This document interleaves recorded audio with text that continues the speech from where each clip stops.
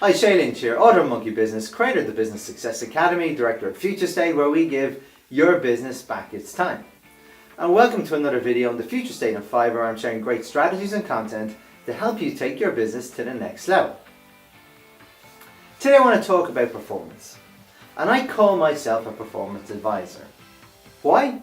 Simply put, I help companies improve their performance. But performance is a big word, and many people get this word upside down. Why? Because if you work in a business, if you're a part of a leadership team, you'll probably have commitments on continuous improvement targets of 15% year on year. That is improving your performance by 15% year on year. Every year you're going, well, what can I do with my people? Can I remove people from the equation? Can I automate? Can I change things? And eventually you'll do so much and you'll get to a brick wall and go, well, how can I make any more improvements?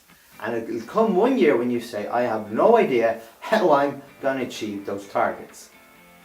And this is where people get the word performance wrong. Because I see problems as an opportunity to improve on your performance. In fact, problems are opportunities in disguise. So what I'm saying to you, what is a problem? Many people don't understand what the word problem is either, because when I go into clients and ask them what do they believe is the biggest problem or why do they do that, the most common answer I get is, well, we've done this because we've always done it this way. Or we do this because we've always done it this way. It's part and parcel of the way things have always been done. So they can be talking about an issue, but it's accepted as just part and parcel. And those issues are like a chronic cough. While it stay under the radar, your process may not fall down. Your systems may be just okay, but they won't fall down. But those chronic little bits that stay under the radar, when you accumulate them over a certain period of time, they accumulate to quite a big problem. And in fact, they accumulate to the biggest cost of quality and other cost of resources in your business. And in fact, they will hurt you more if your process did go down for a day or two.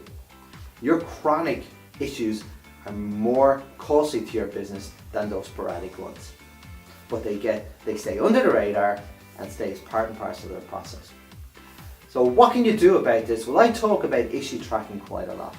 And once you start tracking your issues, you will see month on month what are your biggest issues. And then when you quantify that into time, resources and money, eventually you will see the absolute cost of that.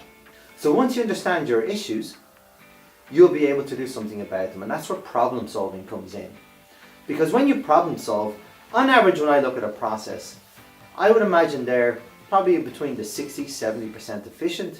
So that tells me there's a 30 to 40 or 35% improvement just waiting for you to do something about it. But again, as I said, because when people talk about performance, they think about the future. They don't think about the internal mechanics of things. Because when you start solving these problems, your by definition is you're going to do your process quicker. So you're going to save money for your service or your product for your clients. So that's the first thing. You're making it more effective, saving money, so your profits are more. That's number one. Second of all, you've created capacity in your business. So what should you do? Fill it with more business. So number two, you're going to get more profits from more business. But then on top of that, number three, that profits is more again because you're making it more effective and the labor is essentially free. So there's three benefits there. And in fact, you've scaled your business without scaling your costs, without thinking, what have I to do next year to save those 14 to 15% performance targets? You've just done not only two things, you've improved your performance and you've reduced your cost of product or cost of sales.